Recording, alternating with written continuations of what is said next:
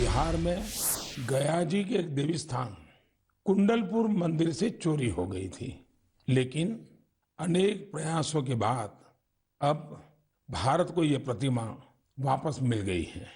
ऐसे ही कुछ वर्ष पहले तमिलनाडु के वेल्लूर से भगवान आंजनेयर हनुमान जी की प्रतिमा चोरी हो गई थी। हनुमान जी की ये मूर्ति भी 600-700 साल पुरानी थी। इस महीने की शुरुआत में ऑस्ट्रेलिया में हमें ये प्राप्त हुई, हमारे मिशन को मिल चुकी है। साथियों, हजारों वर्षों के हमारे इतिहास में देश के कोने कोने में एक से बढ़कर एक मूर्तियां हमेशा बनती रही। उसमें श्रद्धा भी थी, सामर्थ्य भी था, कौशल्य भी था और विविधताओं से भरा हुआ था। और हमारी हर मूर्तियों के इतिहास में तत्कालीन समय का प्रभाव भी नजर आता है। ये भारत की मूर्ति कला का नायाब उदाहरण तो थी ही, इनसे हमारी आस्था भी जुड़ी हुई थी।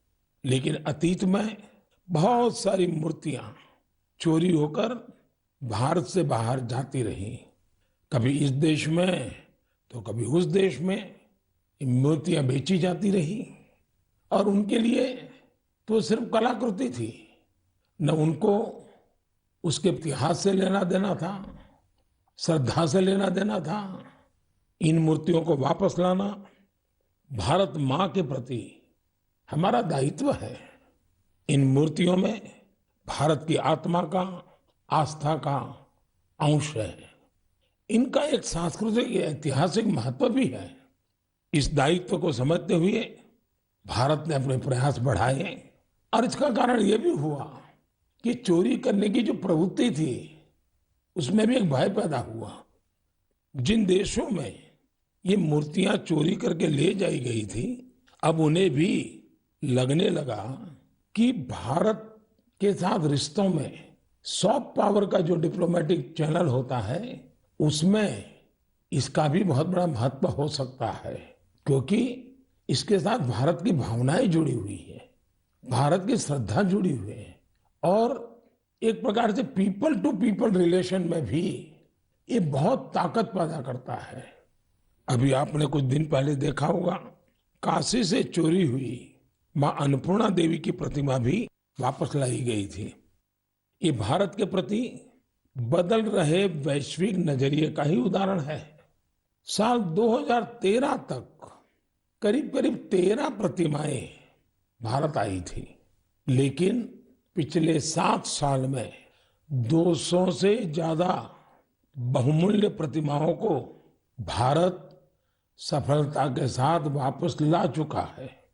America, Britain, Holland, France, Canada, Germany, Singapore ऐसे कितने ही देशों ने भारत की इस भावना को समझा है और मूर्तियां वापस लाने में हमारी मदद की है।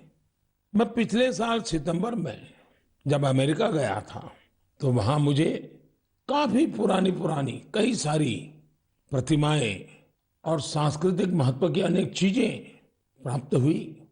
देश की जब कोई बहुमूल्य धरोहर वापस मिलती है तो स्वाभाविक है इतिहास में श्रद्धा रखने वाले, आर्कियोलॉजी में श्रद्धा रखने वाले, आस्था और संस्कृति के साथ जुड़े हुए लोग और एक हिंदुस्तानी के नाते हम सबको संतोष मिलना बहुत स्वाभाविक है।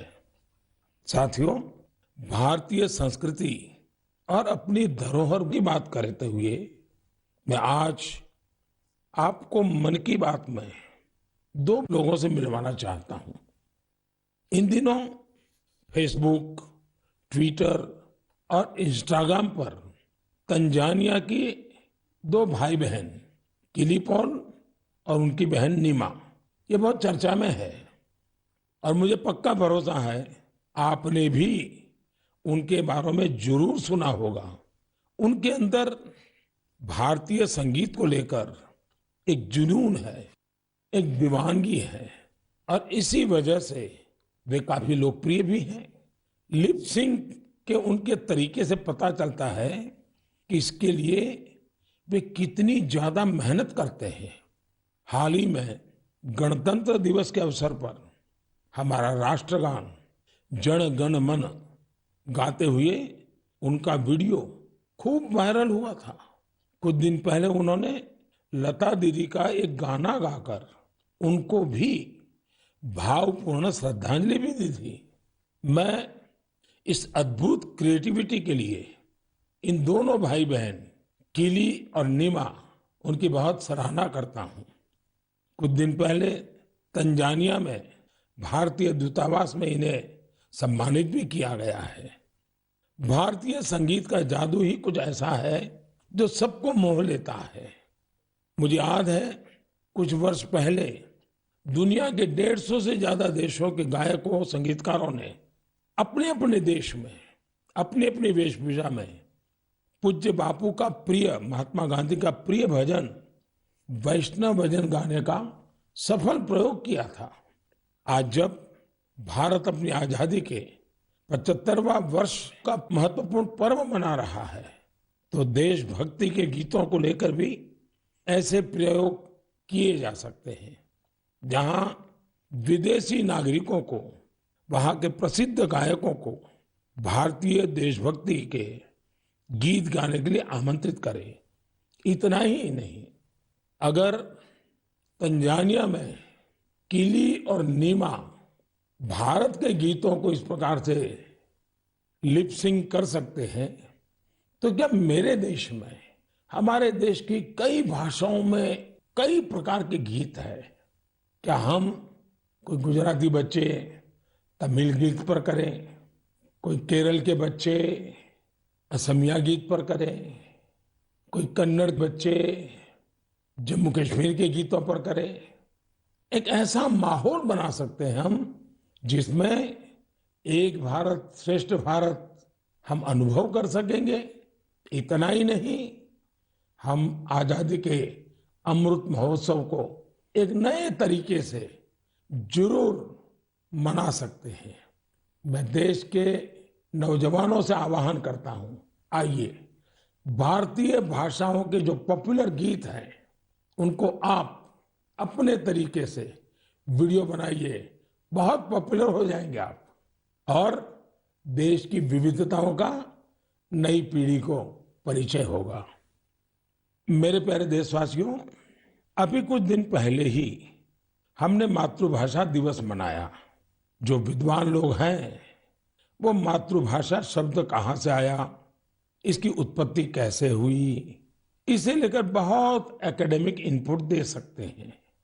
मैं तो मातृभाषा के लिए यही कहूंगा कि जैसे हमारे जीवन को हमारी माँ गढ़ती है, वैसे ही मातृभाषा भी हमारे जीवन को गढ़ती है।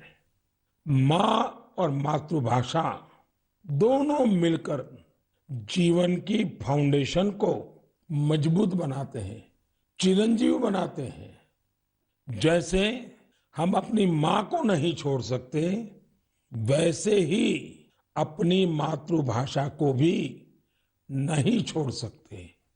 मुझे बरसों पहले की एक बात याद है। जब मुझे अमेरिका जाना हुआ तो अलग अलग परिवारों में जाने का मौका मिलता था कि एक बार मेरा एक तेलुगु परिवार में जाना हुआ और मुझे एक बहुत खुशी का दृश्य वहां देखने को मिला। उन्होंने मुझे बताया कि हम लोगों ने परिवार में नियम बनाया है कि कितना ही काम क्यों न हो, लेकिन अगर हम शहर के बाहर नहीं है तो परिवार के सभी सदस्य डिनर टेबल पे बैठ के साथ में लेंगे, और दूसरा, डिनर के टेबल पे कंपलसरी हर कोई तेलुगु भाषा में ही बोलेगा। जो बच्चे वहां पैदा हुए थे उनके लिए भी ये नियम था। अपनी मातृभाषा के प्रति ये प्रेम देखकर इस परिवार से मैं बहुत प्रभावित हुआ था। साथियों, आजादी के 75 साल बाद भी कुछ लोग ऐसे मानसिक द्वंद में जी रहे हैं जिसके कारण उन्हें अपनी भाषा, अपने पहनावे, अपने खान पान को लेकर एक संकोच होता है, जबकि विश्व में कहीं और ऐसा नहीं है। हमारी मातृभाषा है, हमें उसे गर्व के साथ बोलना चाहिए। और हमारा भारत तो भाषाओं के मामले में इतना समृद्ध है कि उसकी तुलना ही नहीं हो सकती। हमारी भाषाओं की सबसे बड़ी खूबसूरती ये है कि कश्मीर से कन्याकुमारी तक, कच्छ से कोहिमा तक सैकड़ों भाषाएं, हजारों बोलियां एक दूसरे से अलग, लेकिन एक दूसरे में रची बसी हुई है। भाषा अनेक, भाव एक। सदियों से हमारी भाषाएं एक दूसरे से सीखते हुए खुद को परिष्कृत करते रही है, एक दूसरे का विकास कर रही है। भारत में विश्व की सबसे पुरानी भाषा तमिल है और इस बात का हर भारतीय को गर्व होना चाहिए कि दुनिया की इतनी बड़ी विरासत हमारे पास है। उसी प्रकार से जितने पुराने धर्मशास्त्र हैं, उसकी अभिव्यक्ति भी हमारी संस्कृत भाषा में है। भारत के लोग करीब 121, यानी हमें गर्व होगा, 121 प्रकार की मातृभाषाओं से जुड़े हुए हैं और इनमें 14 भाषाएं तो ऐसी हैं जो 1 करोड़ से भी ज्यादा लोग रोजमर्रा की जिंदगी में बोलते हैं। यानी जितनी कई यूरोपियन देशों की कुल जनसंख्या नहीं है, उससे ज्यादा लोग हमारे यहाँ अलग अलग 14 भाषाओं से जुड़े हुए हैं। साल 2019 में हिंदी दुनिया की सबसे ज्यादा बोली जाने वाली भाषाओं में तीसरे क्रमांक पर थी। इस बात का भी हर भारतीय को गर्व होना चाहिए। भाषा केवल अभिव्यक्ति का ही माध्यम नहीं है, बल्कि भाषा समाज की संस्कृति और विरासत को भी सहेजने का काम करती है। अपनी भाषा की विरासत को सहेजने का ऐसा ही काम सूरीनाम में सुरजन परोही जी कर रहे हैं। इस महीने की 2 तारीख को वो 84 वर्ष के हुए हैं। उनके पूर्वज भी बरसों पहले हजारों श्रमिकों के साथ रोजी रोटी के लिए सूरीनाम गए थे।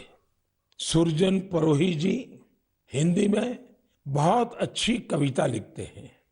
वहां के राष्ट्रीय कवियों में उनका नाम लिया जाता है। यानी आज भी उनके दिल में हिंदुस्तान धड़कता है। उनके कार्यों में हिंदुस्तानी मिट्टी की महक है। सूरीनाम के लोगों ने सुरजन परोही जी के नाम पर एक संग्रहालय भी बनाया है। मेरे लिए ये बहुत सुखद है कि साल 2015 में मुझे उन्हें सम्मानित करने का अवसर मिला था। साथियों, आज के दिन यानी 27 फरवरी को मराठी भाषा गौरव दिवस भी है। सर्व मराठी बंधू भगिनींना मराठी भाषा दिनाच्या हार्दिक शुभेच्छा। ये दिन मराठी कविराज विष्णु वामन शिरवाडकर जी, श्रीमान कुसुमाग्रज जी को समर्पित है। आज ही कुसुमाग्रज जी की जन्म जयंती भी है। कुसुमाग्रज जी ने मराठी में कविताएं लिखी, अनेकों नाटक लिखे, मराठी साहित्य को नई ऊंचाई दी। साथियों, हमारे यहाँ भाषा की अपनी खूबियां हैं। मातृभाषा का अपना विज्ञान है। इस विज्ञान को समझते हुए ही राष्ट्रीय शिक्षा नीति में स्थानीय भाषा में पढ़ाई पर जोर दिया गया है। हमारे प्रोफेशनल कोर्सेज भी स्थानीय भाषा में पढ़ाए जाए, इसका प्रयास हो रहा है। आजादी के अमृतकाल में इस प्रयासों को हम सब ने मिल करके बहुत गति देनी चाहिए। ये स्वाभिमान का काम है। मैं चाहूंगा आप जो भी मातृभाषा बोलते हैं उसकी खूबियों के बारे में अवश्य जानें और कुछ न कुछ लिखें। साथियों, कुछ दिनों पहले मेरी मुलाकात मेरे मित्र और केन्या के पूर्व प्रधानमंत्री राइला ओडिंगा जी से हुई थी। ये मुलाकात दिलचस्प तो थी ही, लेकिन बहुत भावुक थी। हम बहुत अच्छे मित्र रहे तो खुल करके काफी बातें भी कर लेते हैं। जब हम दोनों बातें कर रहे थे तो ओडिंगा जी ने अपनी बिटिया के बारे में बताया। उनकी बेटी रोजमेरी को ब्रेन ट्यूमर हो गया था और इस वजह से उन्हें अपनी बिटिया की सर्जरी करानी पड़ी थी। लेकिन उसका एक दुष्परिणाम यह हुआ कि रोजमेरी की आंखों की रोशनी करीब करीब चली गई, दिखाई देना ही बंद हो गया। अब आप कल्पना कर सकते हैं उस बेटी का क्या हाल हुआ होगा, और एक पिता की स्थिति का भी हम अंदाज लगा सकते हैं, उनकी भावनाओं को समझ सकते हैं। उन्होंने दुनिया भर के अस्पतालों में, कोई भी दुनिया का बड़ा देश ऐसा नहीं होगा कि जहां उन्होंने बेटी के इलाज के लिए भरपूर कोशिश न की हो। दुनिया के बड़े बड़े देश छान मारे हैं, लेकिन कोई सफलता नहीं मिली और एक प्रकार से सारी आशाएं छोड़ दी। पूरे घर में एक निराशा का वातावरण बन गया। इतने में किसी ने उनको भारत में आयुर्वेद के इलाज के लिए आने के लिए सुझाव दिया।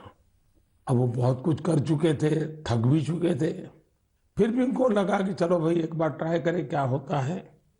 वे भारत आए, केरला के एक आयुर्वेदिक अस्पताल में अपनी बेटी का इलाज करवाना शुरू किया। काफी समय बेटी यहाँ रही। आयुर्वेद के इस इलाज का असर ये हुआ कि रोजमेरी की आंखों की रोशनी काफी हद तक वापस लौट आई। आप कल्पना कर सकते हैं कि जैसे एक नया जीवन मिल गया। और रोशनी तो रोजमेरी के जीवन में आई, लेकिन पूरे परिवार में एक नई रोशनी, नई जिंदगी आ गई। और ओडिंगा जी इतने भावुक होकर के बात मुझे बता रहे थे कि उनकी इच्छा है कि भारत के जो आयुर्वेद का ज्ञान है, विज्ञान है, वो केन्या में ले जाएं। जिस प्रकार के प्लांट्स इसमें काम आते हैं, उन प्लांट की खेती करेंगे और इसका लाभ अधिक लोगों को मिले, इसके लिए वो पूरा प्रयास करेंगे। मेरे लिए बहुत खुशी की बात है कि हमारी धरती और परंपरा से किसी के जीवन से इतना बड़ा कष्ट दूर हुआ। और ये सुनकर के आपको भी खुशी होगी। कौन भारतवासी होगा जिसको इसका गर्व न हो। हम सभी जानते हैं कि ओडिंगा जी ही नहीं, बल्कि दुनिया के लाखों लोग आयुर्वेद से ऐसे ही लाभ उठा रहे हैं। ब्रिटेन के प्रिंस चार्ल्स भी आयुर्वेद के बहुत बड़े प्रशंसकों में से एक हैं। जब भी मेरी उनसे मुलाकात होती है, वो आयुर्वेद का जिक्र जरूर करते हैं। उन्हें भारत के कई आयुर्वेदिक संस्थाओं की जानकारी भी है। साथियों, पिछले 7 वर्षों में देश में आयुर्वेद के प्रचार प्रसार पर बहुत ध्यान दिया गया है। आयुष मंत्रालय के गठन से चिकित्सा और स्वास्थ्य से जुड़े हमारे पारंपरिक तरीकों को लोकप्रिय बनाने के संकल्प को और मजबूती मिली है। मुझे इस बात की बहुत खुशी है कि पिछले कुछ समय में आयुर्वेद के क्षेत्र में भी कई नए स्टार्टअप सामने आए हैं। इसी महीने की शुरुआत में आयुष स्टार्टअप चैलेंज शुरू हुआ था। इस चैलेंज का लक्ष्य इस क्षेत्र में काम करने वाले स्टार्टअप्स को आइडेंटिफाई करके उन्हें सपोर्ट करना है। इस क्षेत्र में काम कर रहे युवाओं से मेरा आग्रह है कि वे इस चैलेंज में जरूर हिस्सा लें। साथियों, एक बार जब लोग मिलकर के कुछ करने की ठान लें तो वो अद्भुत चीजें कर जाते हैं। समाज में कई ऐसे बड़े बदलाव हुए हैं जिनमें जन भागीदारी, सामूहिक प्रयास, इसकी बहुत बड़ी भूमिका रही है। मिशन जल थल नाम का ऐसा ही एक जन आंदोलन कश्मीर के श्रीनगर में चल रहा है। यह श्रीनगर की झीलों और तालाबों की साफ सफाई और उनकी पुरानी रौनक लौटाने का एक अनोखा प्रयास है। मिशन जल थल का फोकस कुशलसार और गिलसार पर है। जन भागीदारी के साथ साथ इसमें टेक्नोलॉजी की भी बहुत मदद ली जा रही है। कहाँ कहाँ अतिक्रमण हुआ है, कहाँ अवैध निर्माण हुआ है, इसका पता लगाने के लिए इस क्षेत्र का बाकायदा सर्वे कराया गया।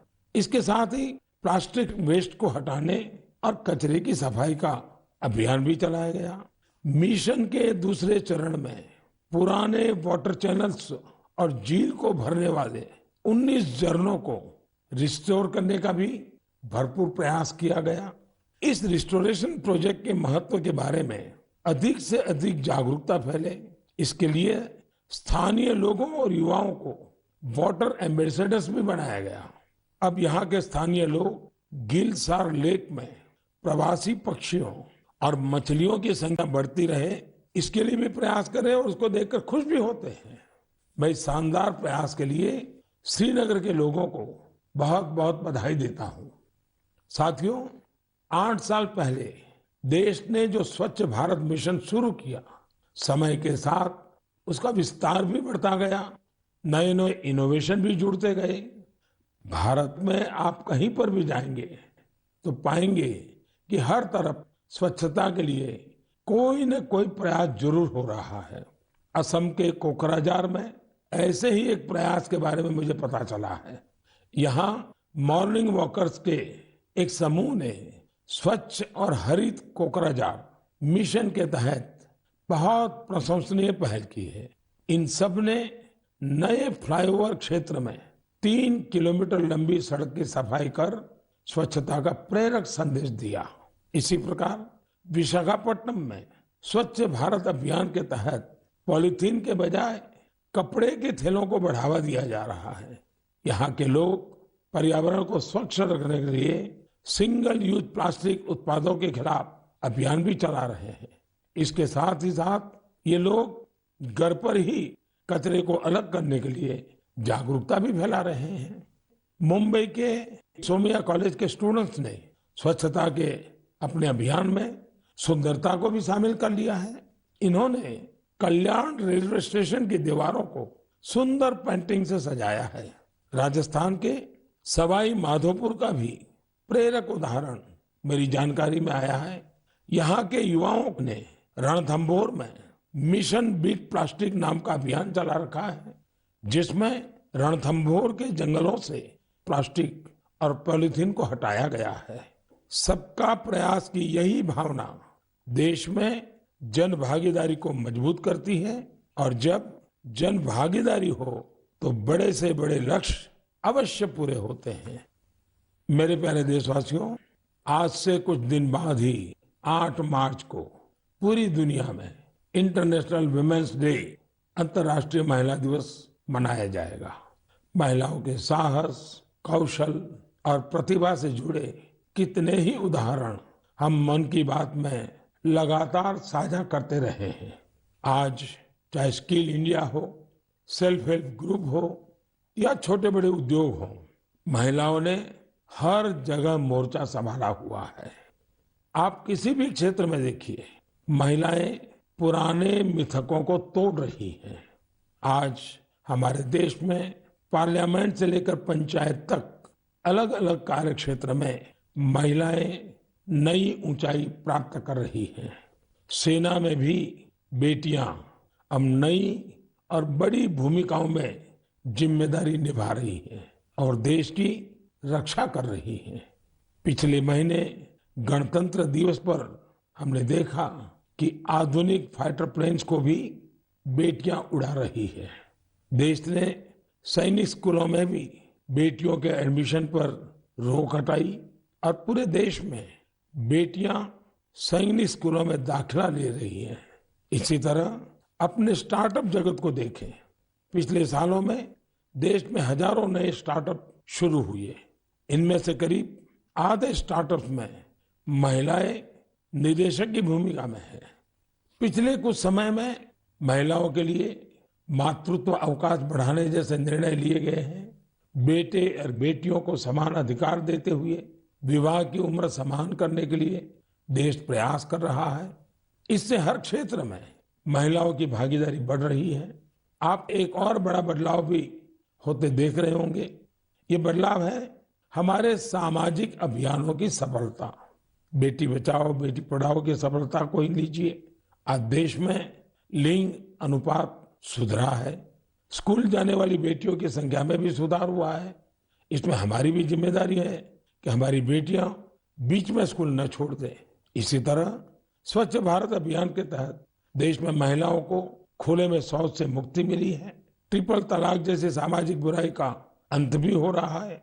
जब से ट्रिपल तलाक के खिलाफ कानून आया है, देश में 3 तलाक के मामलों में 80% की कमी आई है। ये इतने सारे बदलाव इतने कम समय में कैसे हो रहे हैं? ये परिवर्तन इसलिए आ रहा है क्योंकि हमारे देश में परिवर्तन और प्रगतिशील प्रयासों का नेतृत्व अब खुद महिलाएं कर रही हैं।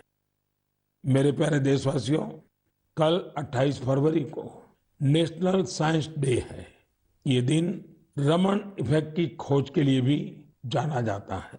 मैं सीवी रमन जी के साथ उन सभी वैज्ञानिकों को आदरपूर्वक श्रद्धांजलि देता हूं जिन्होंने हमारी साइंटिफिक जर्नी को समृद्ध बनाने में अपना महत्वपूर्ण योगदान दिया है।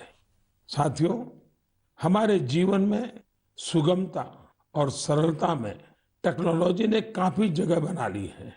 कौन सी टेक्नोलॉजी अच्छी है, किस टेक्नोलॉजी का बेहतर इस्तेमाल क्या है, इन सभी विषयों से हम भली भांति परिचित होते ही हैं।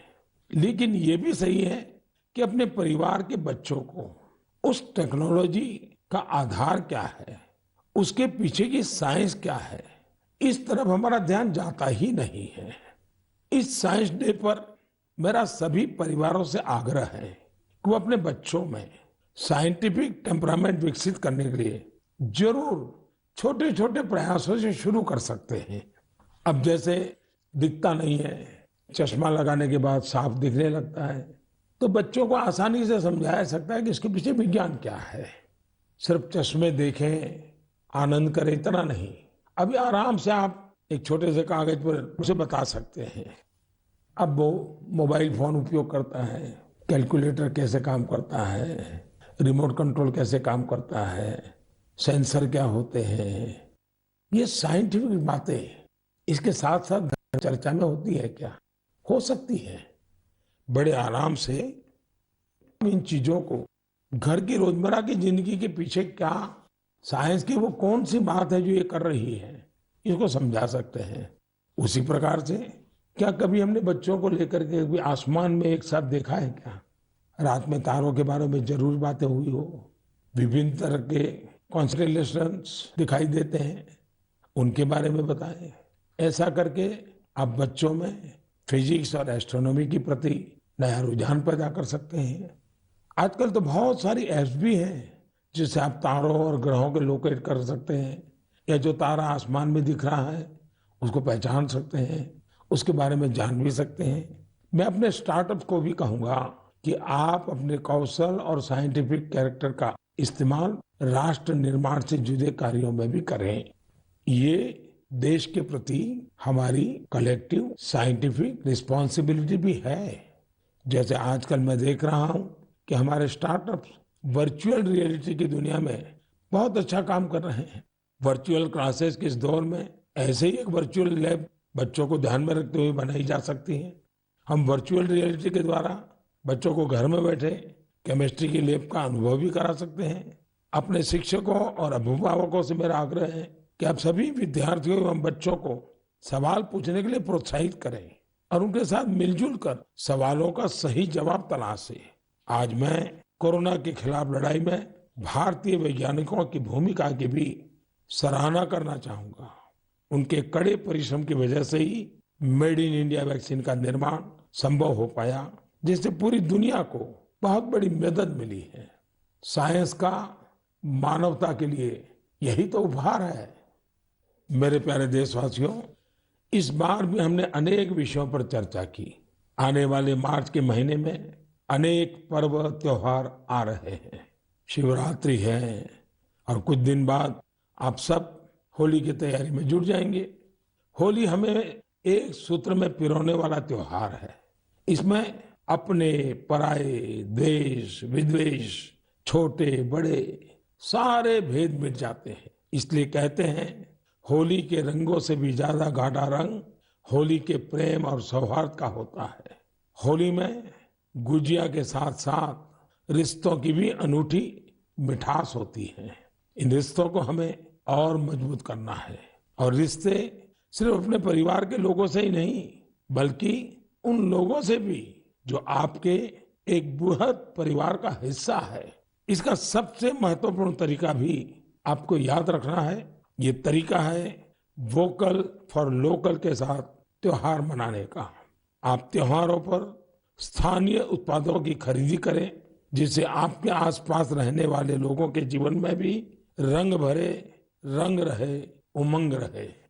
हमारा देश जितनी सफलता से कोरोना के खिलाफ लड़ाई लड़ रहा है और आगे बढ़ रहा है, उससे त्योहारों में जोश भी कई गुना हो गया है।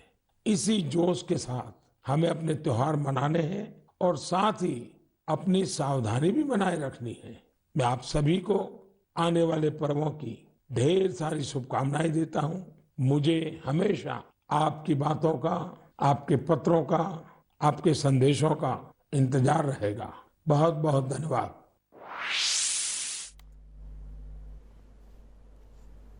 तो वडाप्रधान नरेंद्र मोदी द्वारा આજે મન કી બાત કરવામાં આવી। આ સાથે જ આ મન કી બાતમાં તેમણે અનેક મુદ્દાઓને લઈને વાત કરી, પરંતુ જે રીતે આપણે જોયું કે છેલ્લા દિવસમાં માતૃભાષા દિવસ રહ્યો છે, તેમના ઉપર તેમણે ખાસું એવું ભાર આપ્યો હતો।